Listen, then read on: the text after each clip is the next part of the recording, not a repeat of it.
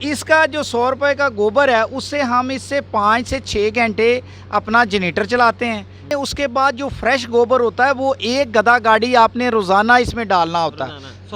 اگر آپ اس میں 1 دن 2 دن یا 5 دن یا 7 دن اگر نہیں بھی ڈالتے تو یہ ویسے بھی چلتا رہتا ہے۔ یہ نہیں ہوتا کہ آج آپ نے گوبر نہیں ڈالا تو اگلے دن یہ نہیں چلے گا، یہ چلتا رہتا ہے۔ بلکہ ہم نے اس پہ ایسے ایکسپیریمنٹ کیے ہیں کہ ہم نے اس کو 40 دن گوبر ڈالے بغیر بھی چلایا ہے۔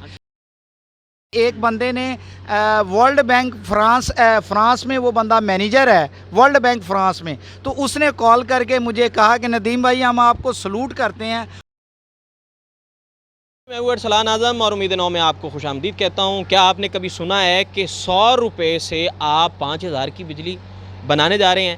تو آج میں آپ کو ایسے شخص سے ملوانے جا رہا ہوں جس نے ایسا کام کیا ہے۔ 100 روپے کی گوبر کی جو ریڑھی ہے اس سے انہوں نے 5000 روپے کی بجلی بنائی ہے، اور جناب اس ٹیکنالوجی کو کہتے ہیں بایو گیس ٹیکنالوجی۔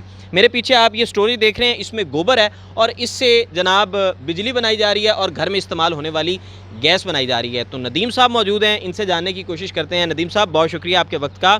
مجھے یہ بتائیں کہ یہ پلانٹ کب لگایا اور اب تک اس سے کتنی بجلی اور گیس بنا لی ہے؟ جی یہ پلانٹ ہم نے 2012 میں بنایا تھا۔ ٹھیک ہے۔ اس وقت جب ڈیزل مہنگا ہو گیا تھا تو جنریٹر کا خرچہ بہت زیادہ تھا، تو ہم نے ڈیزل جنریٹر کی بجائے اس پلانٹ کو لگایا ہے اور اس سے بجلی بھی بنا رہے ہیں اور گھر کے لیے کوکنگ بھی کر رہے ہیں۔ اور یہ میں آپ کو سادہ الفاظ میں اس طرح سے بتاؤں گا کہ یہ جو پلانٹ ہے اس میں ہم ایک گدا گاڑی ڈالتے ہیں جو کہ 100 روپے میں آتی ہے۔ اصل میں گوبر فری ہے، جو ریڑھی والا ریڑھی پہ ڈال کے لے کے آتا ہے اس کو ہم نے 100 روپیہ دینا ہوتا، اس کو کرایہ دینا ہوتا ہے۔ گوبر تو بالکل فری ہے۔ تو گوبر تو مٹی سے بھی سستا ہے اور ریت سے بھی سستا ہے، تو اس کو ہم آنے کا کرایہ دیتے ہیں، وہ 100 روپیز میں وہ بھی خوش ہوتا ہے۔ تو اس کا جو 100 روپے کا گوبر ہے اس سے ہم اس سے 5 سے 6 گھنٹے اپنا جنریٹر چلاتے ہیں جو کہ 12 کلو واٹ کا ہے، 15 KVA کا ہے۔ اس سے ہم اپنی ورکشاپ بھی چلاتے ہیں اور گھر کو بھی بجلی دیتے ہیں۔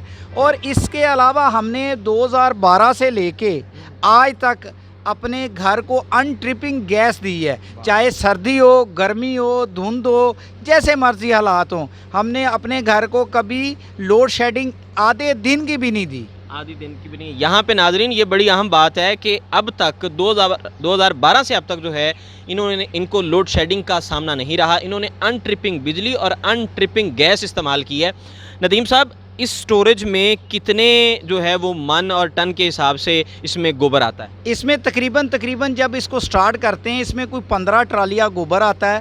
اگر کیوبک میٹر میں لگائیں تو یہ 100 کیوبک میٹر کا یہ ڈائجسٹر ہے جو کہ 15 فٹ چوڑا ہے اور 15.5 فٹ چوڑا ہے اور 15 فٹ گہرا ہے، جبکہ اس میں جو گیس سٹور ہوتی ہے وہ 25 کیوبک میٹر ہے۔ ٹھیک ہے۔ اچھا یہ ندیم صاحب اب یہ 15 ٹرالیوں سے کتنے دن کی بجلی بن جاتی ہے؟ 15 ٹرالیاں تو آپ نے شروع میں ڈالنی ہے نا، اس سے تو وہ ہو سکتا ہے 2-3 ماہ وہ چل جائے، لیکن آپ نے اس کے بعد جو فریش گوبر ہوتا ہے وہ ایک گدا گاڑی آپ نے روزانہ اس میں ڈالنا ہوتا ہے۔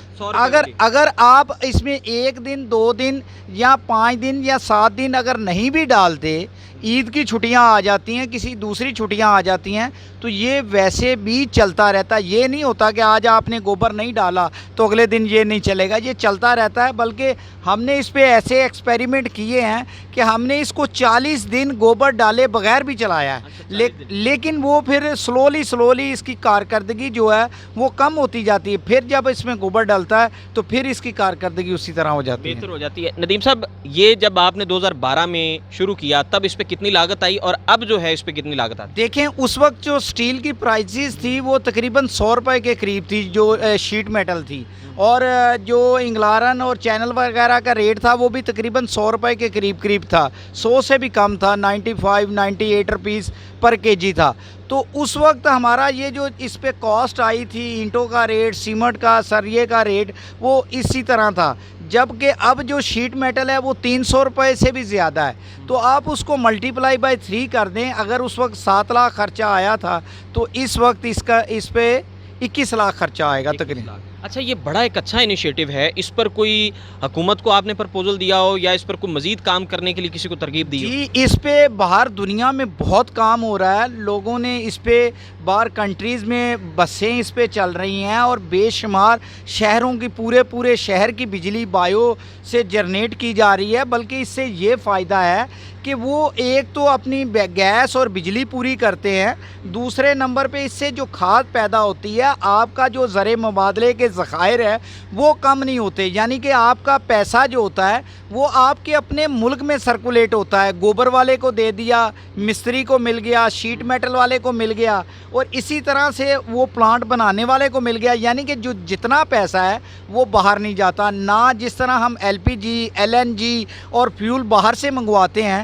تو وہ ہمارے زر مبادلے کے ذخائر باہر جاتے ہیں اور ہم دن بدن غریب ہوتے جاتے ہیں اور ڈالر اوپر جا رہا ہے۔ اگر ہم اسی طرح ہر بندہ ہماری طرح ایسی کوشش کرے اور اپنے پیسے اپنی جیب سے نہ نکالے بلکہ اپنے ملک میں سرکولیٹ کرائے تو آج جو ہماری ڈالر کی پوزیشن ہے، میرا خیال ہے کہ یہ نہ ہوتی۔ نہیں، یہ نہ ہوتی، مطلب پیسہ جو ہے وہ ملک میں سرکولیٹ ہو۔ یہ ایک بندے کے کرنے سے نہیں ہوگا، یہ پوری قوم کو اس طرح کرنا چاہیے اور حکومت کو ایسے ادارے بنانے چاہیے جو کہ ان لوگوں کی سرپرستی کریں، لیکن ہوتا یہ ہے کہ ہمارے سرکاری ادارے نہ تو خود کام کرتے ہیں نہ کسی کو کام کرنے دیتے ہیں۔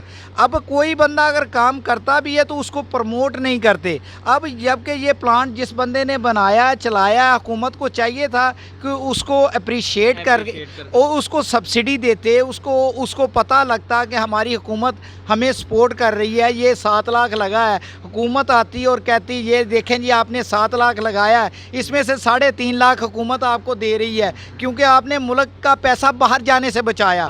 تو مجھے دیکھتے ہوئے کئی لوگ اور بھی یہ پلانٹ بناتے، یہ میں نہیں کہتا کہ آپ حکومت پہلے لوگوں کو پیسہ دے اور وہ پلانٹ بھی نہ لگائیں اور بعد میں پلانٹ کی جگہ پہ پڑولے بنا کے ان میں دانے ڈال لیں، یہ نہیں، یہ بالکل اسی طرح سے جو پلانٹ بناتے ہیں چلاتے ہیں ان کو حکومت کو چاہیے کہ ان کو سپورٹ کرے، جیسے کہ جرمنی نے ان کو فنڈنگ کی تھی تو بے شمار فنڈنگ ہوتی ہے، باہر سے بھی ہوتی ہے بایو کے متعلق، لیکن وہ کیا ہوتا ہے وہ صرف ٹریننگ پروگراموں پہ ہی ضائع ہو جاتی ہے اور کوئی بندہ اس طرح کا کام نہیں کرتا۔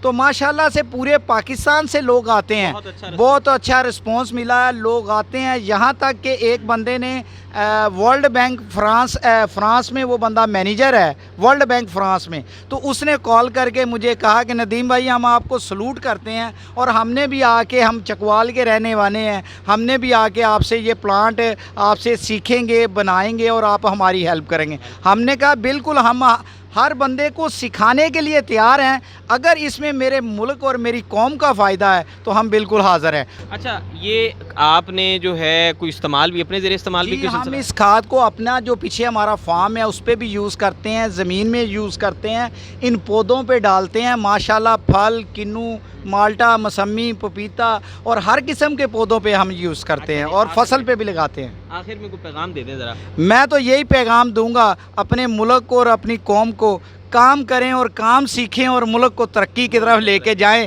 بیٹھنے سے یہ ملک نہیں چلے گا، اس کے لیے کام کرنا پڑے گا۔